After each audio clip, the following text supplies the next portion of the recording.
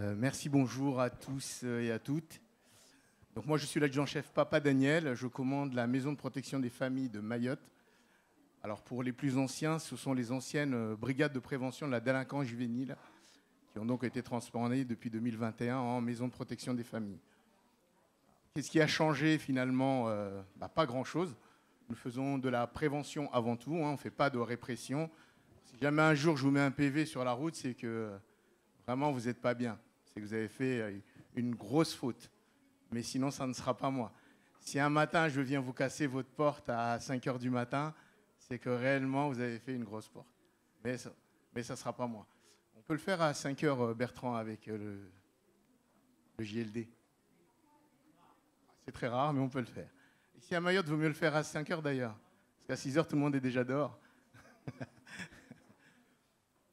Bref. Alors, quand on va parler d'addiction, pourquoi la maison de protection des familles? Vous allez me dire pourquoi un gendarme vient nous parler d'addiction. C'est tout simple, dans l'une de nos missions, nous faisons de la prévention au sein des établissements scolaires. Et donc, on va chercher, on va dire, à faire naître chez ces jeunes, puisque ce matin, nous l'avons dit et nous le disons quasiment tous les jours, 52% de la population qui a moins de 18 ans sur ce territoire, 117 000 élèves qui sont rentrés cette année sur une population de 270 000, enfin, selon l'INSEE, ce n'est pas moi. Je n'y crois pas, mais bon, c'est comme ça. C'est un message. Hein.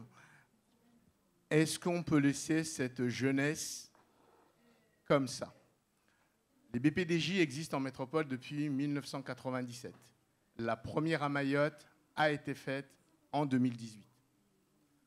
On peut se rendre compte finalement de l'écart sur ce jeune département qui a la plus jeune population de toute la France. Comment ça se fait qu'on a attendu quasiment 20 ans pour faire ça? Mais c'est tout simple. 2018, les événements qu'il y a eu, d'abord au lycée de Sada, sur toutes les violences qu'il y a eu faites par des jeunes. Et là, on se rend compte que la jeunesse existe. Alors tout à l'heure, quelqu'un en a parlé, c'était très bien de nous dire que cette jeunesse, si on ne s'en occupe pas, moi je préfère dire, c'est elle qui va s'occuper de nous. Elle a déjà commencé finalement. J'ai été moi-même marqué, parce qu'on fait de la prévention également au niveau de la prison, en milieu carcéral, mais pour les mineurs.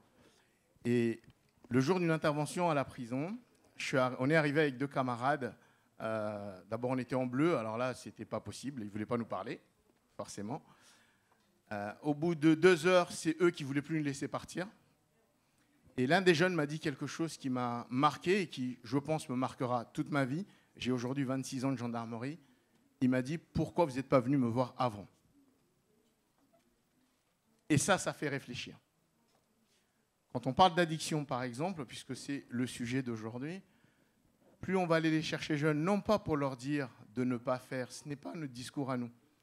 Le discours du gendarme de la MPF, dont je suis le commandant d'unité, ne pas d'arriver pour dire « la loi dit ça ». Mais c'est marqué, donc la loi le dit. Si aujourd'hui vous dites à un jeune, t'es mineur, t'as pas le droit de fumer, oui c'est vrai, c'est ce que dit la loi. Est-ce que pour autant il va arrêter de fumer? C'est peut-être plutôt l'emmener à réfléchir sur sa propre consommation, à l'âge qu'il a, est-ce que c'est normal? C'est lui qui vous dira si c'est normal ou pas.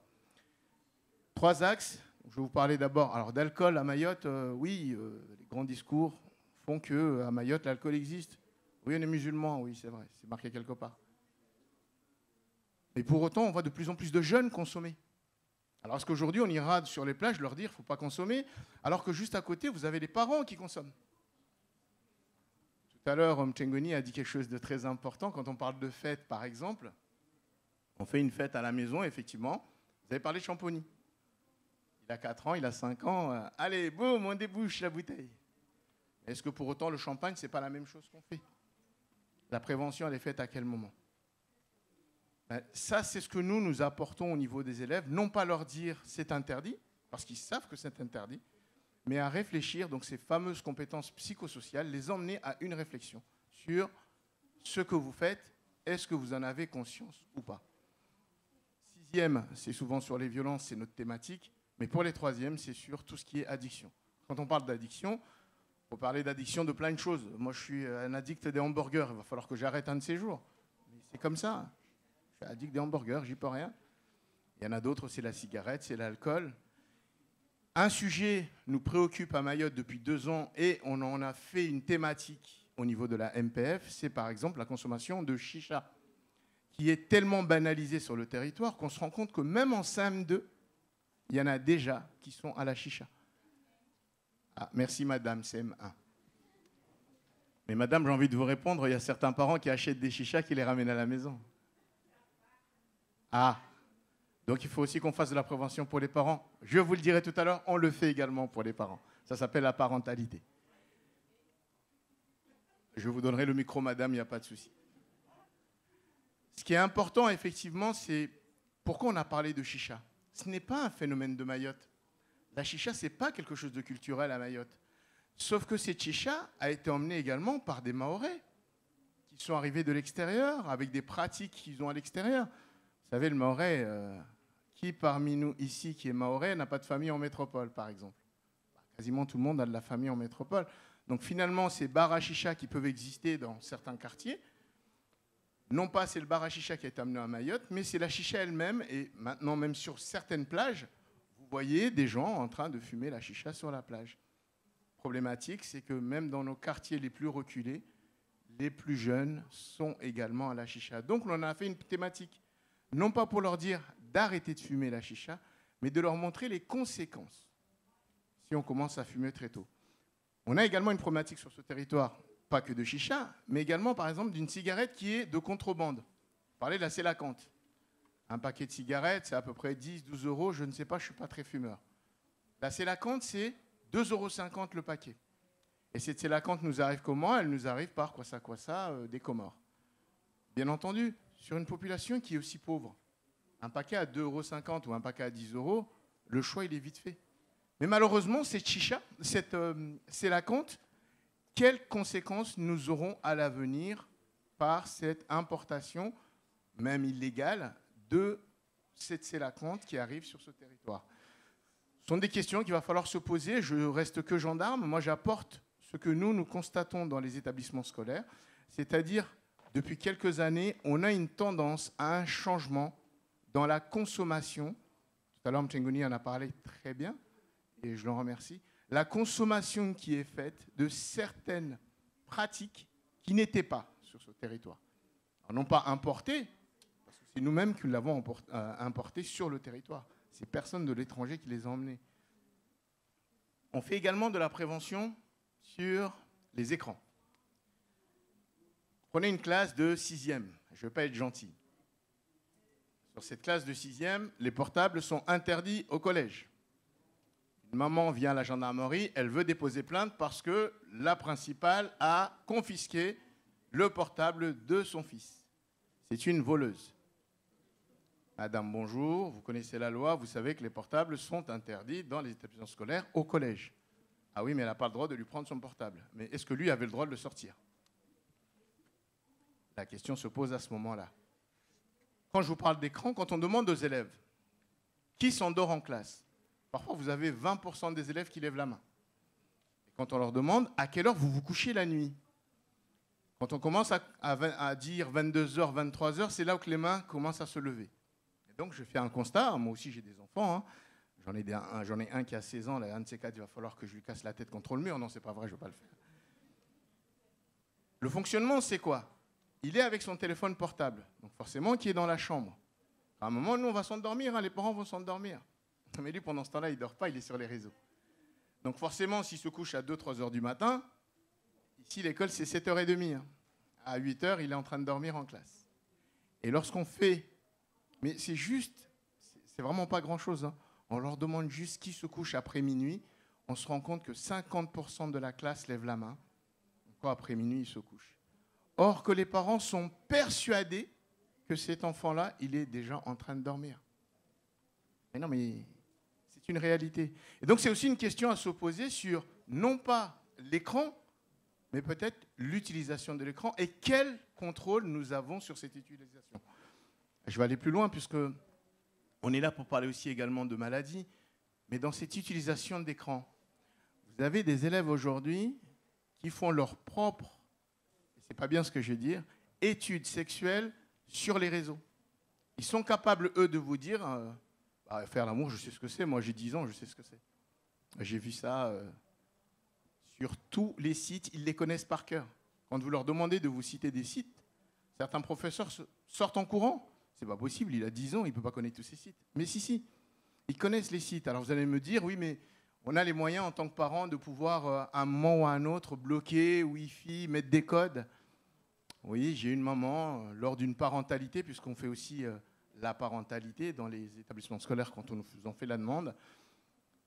Elle me dit, mais comment faire, moi, pour l'empêcher vers minuit d'aller sur Internet je débranche la Wi-Fi. Je dis, bah non, mais mettez un code parental, madame. Elle me dit, mais j'en ai mis un code parental. Je dis, où est le problème? Et là, elle me dit, mais c'est mon fils qui a mis le code. Ah, là, il y a aussi un souci. Forcément, s'il a mis le code, bah, lui le connaît. C'était aussi une réflexion, mais non pas pour cette maman, parce que je ne lui en veux pas. Puisque d'elle-même, elle dit, j'ai essayé de le faire. C'est-à-dire, je suis allé jusqu'à mettre un code.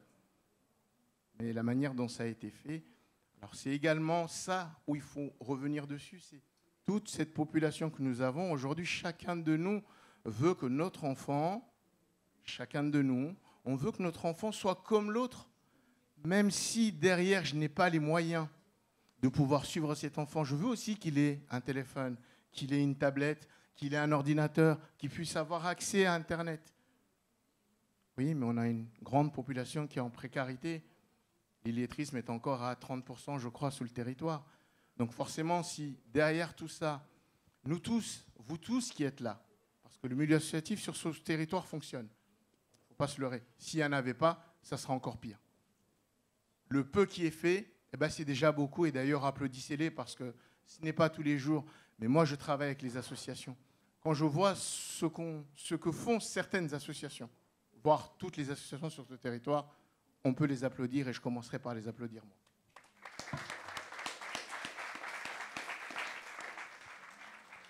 Pour finir mon propos, je dirais simplement que la MPF, la gendarmerie en général, la prévention en gendarmerie, ça a toujours été fait, que ce soit par les patrouilles ou par la proximité aux gens. La maison de protection des familles, on est là en accompagnement. Nous, à partir du moment où vous faites appel à nous, on viendra, que ce soit dans les établissements, dans les associations, on le fait déjà avec tout le monde. Mais ce que j'ai envie de dire, c'est que si chacun de nous, effectivement, on travaille dans le même sens, sur ce territoire, on y arrivera. Parce que tous ces jeunes ne demandent qu'une chose, c'est à être accompagnés.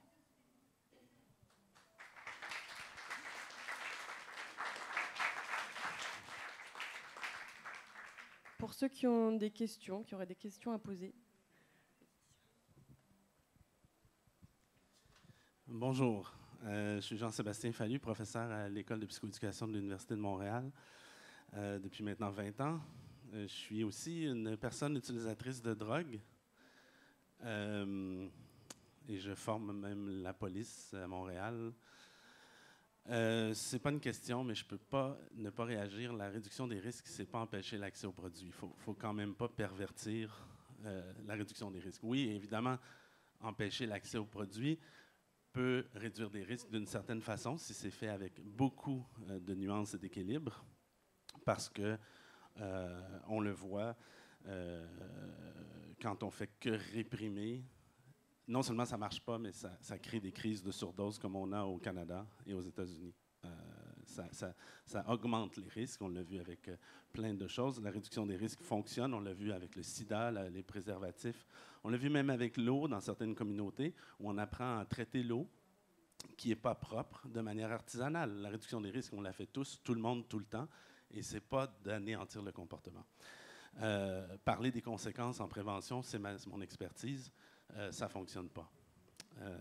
Si on veut accompagner, il faut cesser de stigmatiser, puis reconnaître que la consommation de substances est un comportement inné, ancré dans l'expérience humaine, comme la sexualité. Et tant qu'on voudra le réprimer, le censurer, ça aura des conséquences négatives, dramatiques et d'exclusion sociale. Il faut s'attaquer aux déterminants sociaux de santé qui causent les problèmes de toxicomanie et de maladie. Ce n'est pas la drogue le problème, c'est les déterminants sociaux de santé. Merci.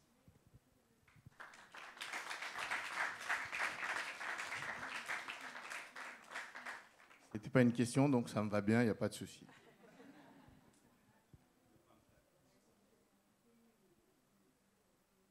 C'est que j'ai été assez clair, donc je vous remercie.